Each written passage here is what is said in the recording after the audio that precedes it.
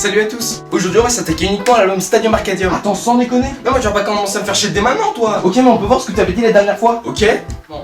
Et ça conclut aussi cet épisode car pour prendre trop de temps je vais prendre les deux derniers albums pour la dernière partie. Et ouais, c'est bientôt fini. Bah qu'est-ce que je te dise quoi, que je suis peut-être un peu avancé et que je me suis trompé. Ou plutôt que t'es quoi et que tu savais pas que cet album allait te prendre tout l'épisode. Ouais, c'est ça, ouais.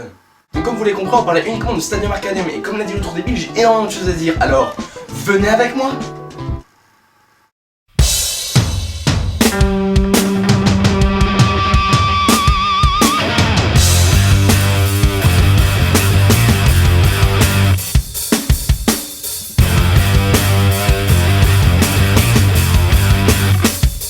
L'album By The Way a encore une fois cartonné mais moins que son prédécesseur, et les gars ils se sont quand même posé quelques questions avec leur producteur Rick Rubin qui fut très important dans la construction de chaque album auquel il a participé. Et je pense que cette conversation s'est déroulée comme ça. Bon les gars, on a un problème. Quoi, qu'est-ce qu'il y a?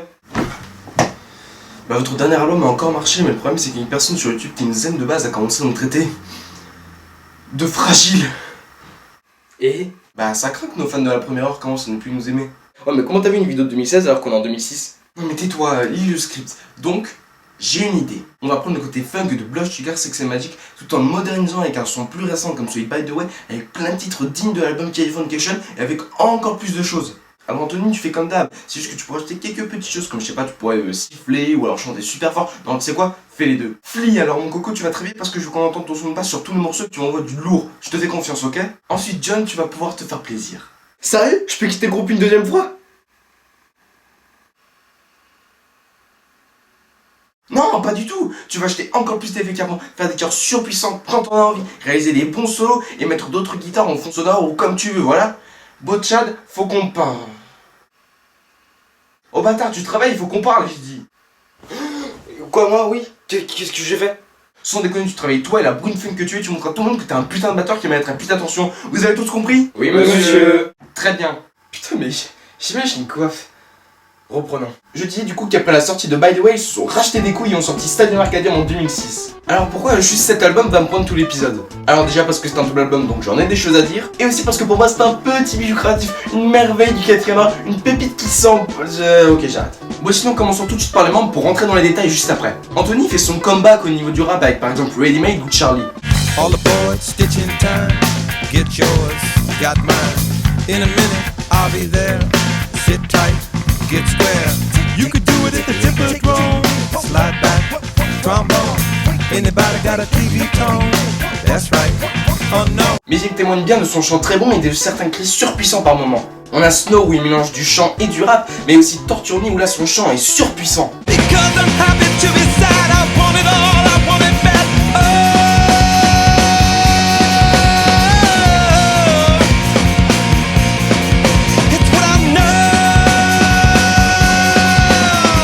Il a une façon de chanter assez spéciale sur certains morceaux. Par exemple sur Stadium Arcadium il chante très rapidement pour reprendre de manière plus lente et mélodique. Sur Wet Sand il siffle mais bon voilà, et après sur Desecration Smile on dirait qu'il chante du nez.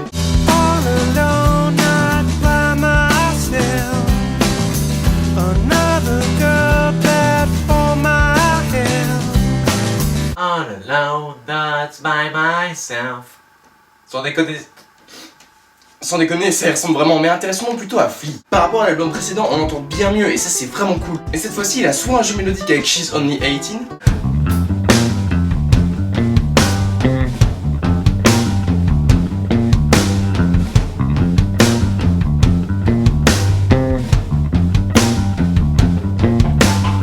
soit un jeu rythmique et mélodique avec Snow qui est parfait là-dedans, ou encore Make You Feel Better.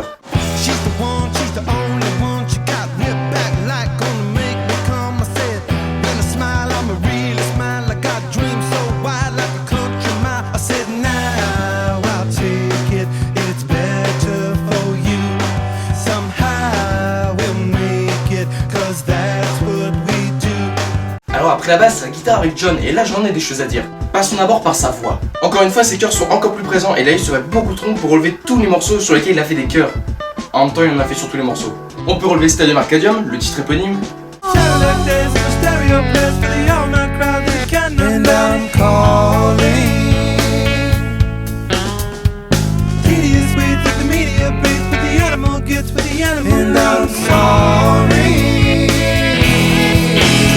Et aussi des Second Spine, encore une fois, sur lequel il fait un truc qui peut sembler débile mais qui passe tellement bien dans la chanson.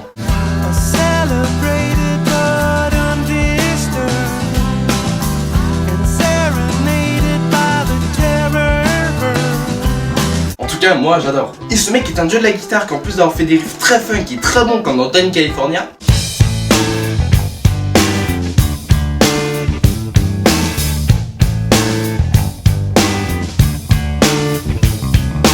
et bah il est aussi excellent rock alternatif, que ce soit avec sa guitare acoustique comme sur Slow Cheetah,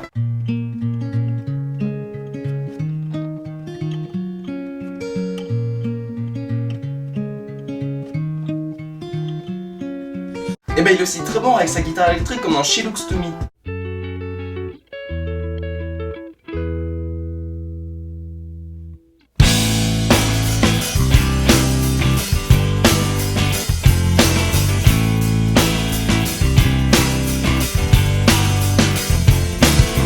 Il utilise beaucoup plus d'effets qu'avant, même peut-être dans tout l'album, comme avec Warlocks qui est un putain de titre.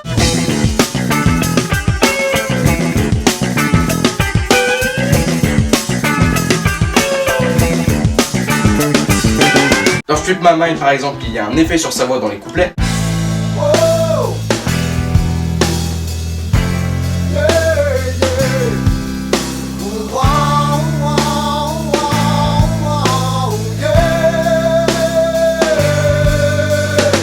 Et sur sa guitare aussi après.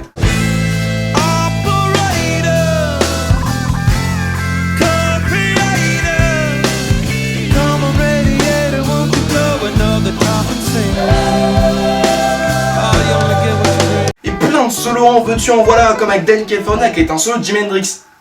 Non, j'hallucine pas, c'est Jimi Hendrix qui joue. En tout cas, moi j'en ai l'impression.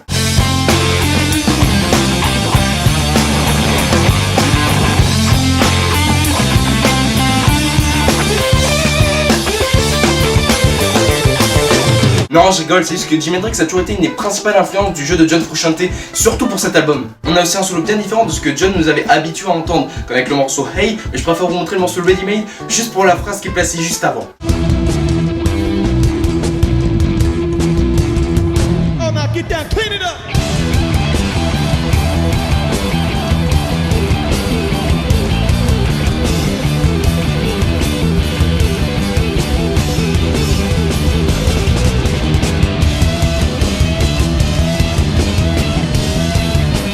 Par moments, la guitare n'est pas forcément très présente, comme dans She's Only 18, même si elle est géniale. She's only 18, don't like the Rolling Stone. She took a shortcut to being fully grown. She got that moon ring, a little sister Rose, a smell of Springsteen, a pair of pantyhose. Quand je dis qu'elle n'est pas très présente, je dis juste qu'on va plutôt retenir la ligne de basse à l'oreille plutôt que la guitare qui est en fond sonore. C'est un vrai duel alternatif et ça se voit avec ces petits ajouts qui peuvent sembler un peu expérimentaux par moments. Mais finissons par Tchad. Je tiens juste à préciser que pour la batterie, j'en montrerai uniquement des extraits vidéo. Voilà, bisous, plus. Alors mon gars, si tu m'entends, je tiens à te remercier. Car putain, tu t'es sorti toi du cul et t'as montré à tout le monde qu'en rock alternatif, tu te déchires, mais surtout que t'es une putain de machine funk au départ. Il s'amuse bien du côté funk que ce soit avec le morceau Storm in a Teacup, Ready Made ou encore 21st Century qui est un peu rock alternatif, c'est vrai, mais qui est surtout en tant que batteur, très bonne affaire.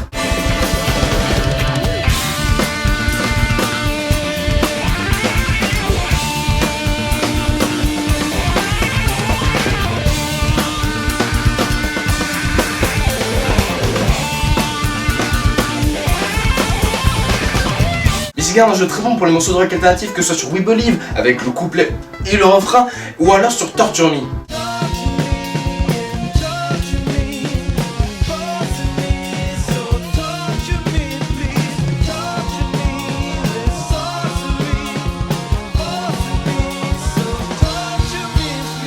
Par contre, chat, t'as déconné sur le refrain de Tell Me Baby, ça c'est le rythme du gros branleur, là. Faut arrêter ce genre de merde. Hein. Bon voilà, avant de m'attaquer à l'album plus en profondeur, je tenais à ajouter quelque chose. Bien sûr que ce n'est pas le style de musique que j'attends de la part des Red Hot Chili Peppers, mais je suis prêt à abandonner le côté funk entièrement de tout un album si c'est pour avoir des masterpieces de rock alternatif comme celle-là. Alors bon, comme c'est un double album, il y aura beaucoup d'oubliés, mais on peut séparer chaque disque avec un côté funk et un côté alternatif. Sur le premier disque, du côté funk, mon morceau préféré c'est Hump Day Bump. Ce morceau est parfait tout le long, que ce soit la guitare, la basse, la batterie, le chant, ou l'ajout encore de percussions assez spéciales, ou encore la trompette. Peu importe où on se situe dans le morceau, ce morceau est parfait, c'est un petit bijou de funk rock.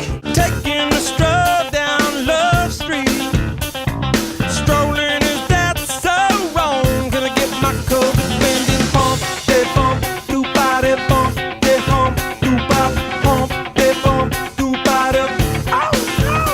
Côté alternatif, je pense que mon préféré c'est She's Only 18, mais j'ai plutôt une préférence pour Watson. Tout d'abord parce que le morceau est très bon, mais aussi que la construction du morceau est vraiment bien, avec une progression tout le long qui étonne à chaque fois en bien jusqu'à une fin en apothéose. My, what a good day for a walk outside.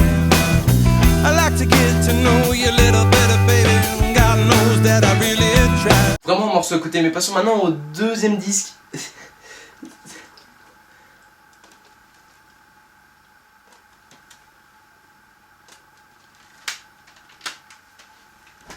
Côté funk, on a Ready Made déjà par le solo présenté juste avant qui est génial, par le riff principal qui est aussi génial, et parce que sur le refrain, Chad Smith, au niveau de la partie rythmique, il a ajouté une cloche de vache. Enfin, je trouve ça génial. If I give to you my second side, you got it.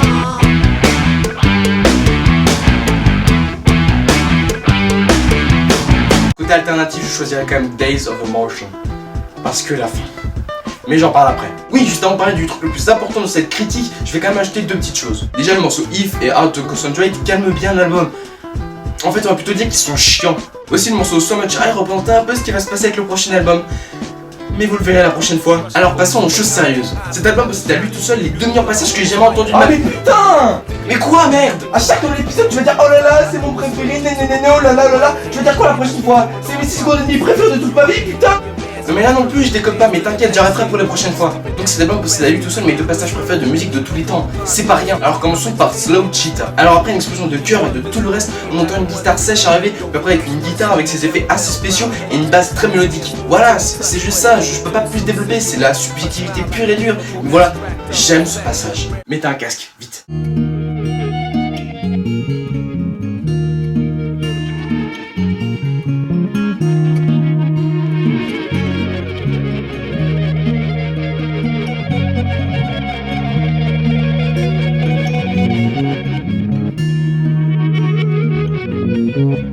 Ensuite, Death of Emotion. Après une chanson assez belle, on se situe à la fin du deuxième refrain qui, comme le premier, est assez puissant. Et d'un coup, on entend une guitare qui arrête une très belle mélodie, juste avant que les autres n'arrivent avec une basse qui se complète à la guitare. Une batterie très lente et lourde en contradiction avec les membres précédents, et le chant Anthony qui se rapproche plus du slam avec une voix assez lourde et sombre. Got sword in case, though this is not her lord in case the one who can't afford to face her image is restored to grace. Disappeared, no trace, musketeer suitcase. The downturned brave little burn cup, bear careless turnip, snare rampages, pitch color pages. Déjà j'aime ce passage parce qu'il est extrêmement beau, mais aussi pour sa symbolique liée à l'actualité du groupe à ce moment-là. En effet, après cette tornade d'effets de guitare magnifique mélangée à la voix rouille du chanteur et au rythme lent du batteur, on se rend compte que cette mélodie sera la dernière de John Frusciante en tant que membre des Red Hot Chili Peppers, puisqu'il quittera le groupe une deuxième fois quelques années plus tard. Et me dire que c'est la dernière chanson que j'entendrai de lui au sein des Red Hot Chili Peppers m'émeut énormément, car malheureusement sa carrière solo ne montrera pas toutes ses qualités de musicien, en tout cas selon mon point de vue.